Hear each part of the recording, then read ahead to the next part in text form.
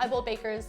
Easter is about bringing the family together, and I can't think of a better way to do that than with chocolate. I'm really proud to be partnering with Ghirardelli Chocolate again, who makes life a bite better. For this holiday season, I'm going to share with you a recipe for an incredible 5-ingredient brownie roll, guaranteed to be the star of this show. As always, the recipe can be found on biggerbolderbaking.com, and make sure you head over to my website because I'll have all of the information about the chocolate that I use over there. Okay, let's get started.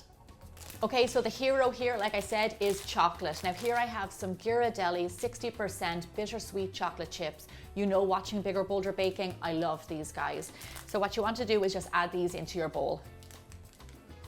So you heard me preach this before, but using good quality chocolate like Ghirardelli in your recipes will take your dessert from great to extraordinary. Okay, lovely, and now next we're going to add in a little bit of water, and this just helps it melt and makes it easier to work with. So now what we want to do here is melt this chocolate. You can do it in the microwave or you can do it over a bain-marie. Just take care and do it quite gently because you don't want your chocolate to burn.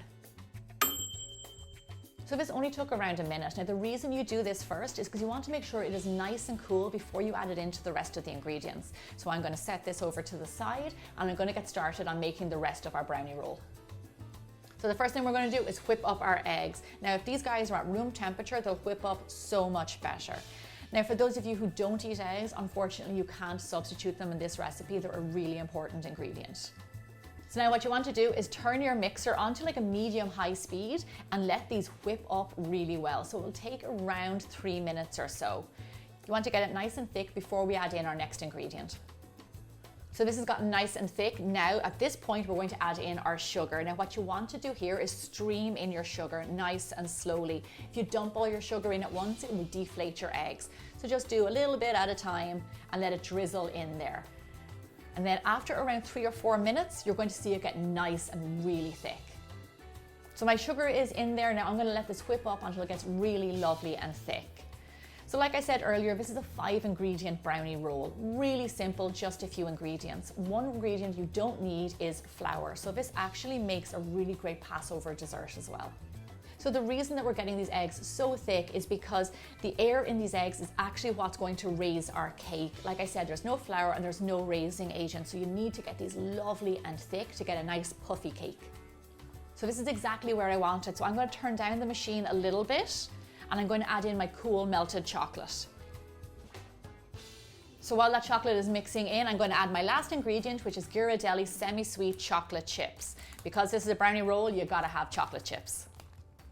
So this is all mixed up, it's looking good. You will notice that it deflates a little bit. That happens when you add in the chocolate, don't worry about it. For right now, I'm going to turn this off the machine and we're going to get it into our baking tray. So here I have a 10-inch by 15-inch tray. This is perfect for making a roulade and it's nice and big, so it'll probably feed, I'd say, around 10 people or so. Now, as you can see, I've lined it with parchment paper. The thing about this dessert is that you need that extra bit of parchment paper because we're going to need that to roll the dessert later. So make your sheet nice and big. So here I have my big bowl of brownie batter. It smells so good. Look at how bubbly and delicious it is. So all you want to do is just pour this onto your tray. The good thing about these batters is they kind of find their own way around. It'll even out and get nice and thin. If you want to give it a little bit of a helping hand, just spread it out with your spatula until it reaches the corners. Gorgeous. So I have a few extra chocolate chips right here, and all I'm going to do is just sprinkle them over the top of our brownie roll just to make it a little bit extra. Perfection. So as quick as this was to make, it actually bakes in less time. So bake your brownie roll off at 350 degrees Fahrenheit or 180 degrees Celsius for roughly around 15 to 18 minutes. It really takes so little time to bake. So I'm really happy with how our brownie roll looks. You can tell that it's done because if you push down in the middle, it's kind of firm underneath your finger, and it's lovely and brown all the way around. This is fantastic. I did notice that our chocolate chips took a little bit of a swim into the roll, but that's okay. It just means that there's more chocolate on the inside. So I'm okay with that. So what I'm going to do is just set this over to the side, let it cool down only for around 3 minutes, and then I'm going to show you a really great trick. So this trick is about rolling the cake. Now what you want to do while it's still warm, don't let it get too cold, is take that bit of parchment that you have extra and start to roll your cake. Very carefully, go slowly and start to roll it up. And what we're going to do is kind of mock roll it. So when you go to roll it later when it's cold, it will have that muscle memory of being rolled up and it will roll up so much better. And then very carefully unroll it. So this will just ensure that your cake doesn't totally crack later on. Cracks are okay with these cakes. It's part of their charm. You just want to try and prevent them as much as you can. So as you can see, it did crackle on top. I'm totally fine with that. It's going to look beautiful. I'm going to set this over to the side and let it cool down a little bit longer.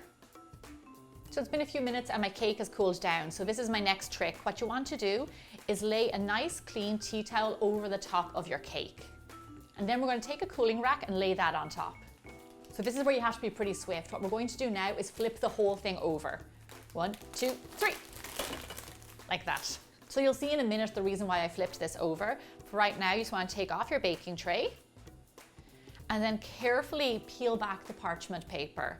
Now take your time, go easy, because you don't want to pull up any cake with it. Aha, look I see the chocolate chips. There you are. They were supposed to be on the top, not on the bottom. And then very carefully, lastly, we're just going to slide out the cooling rack from underneath. Perfect. So now the reason for that big hullabaloo was because we actually fill this side of the cake. We don't fill the other side because the other side is our presentation side. It has all those lovely cracks on it. It's going to look really good. So right now we're going to fill this guy with a little bit of whipped cream. So a bit of advice when filling your brownie roll, less is more. So I'm going to put on some whipped cream. I'm just not going to put on too much. You don't want it too thick, and I'll tell you why. Once you go to roll this all up, it'll get bigger and bigger and bigger, which sounds delicious, but you don't want it to be monstrous. So just put a little bit of cream. Perfect. And what you want to do is just spread it almost to the edge. Leave a little bit of space. Nice. Now for the rolling.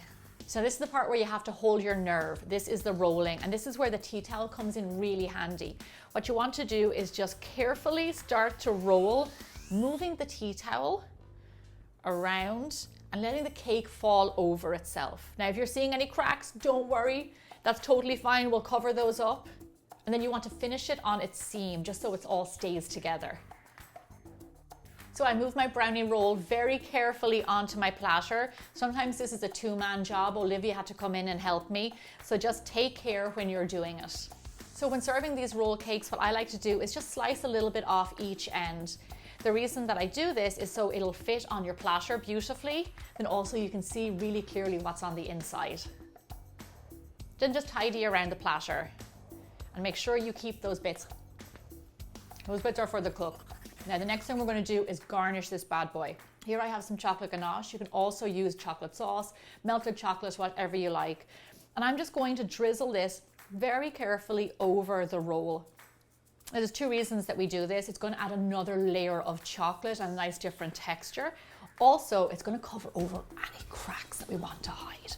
So, drizzle over, fill in any holes, and make it look beautiful. Gorgeous. Such a simple way to decorate a cake beautifully.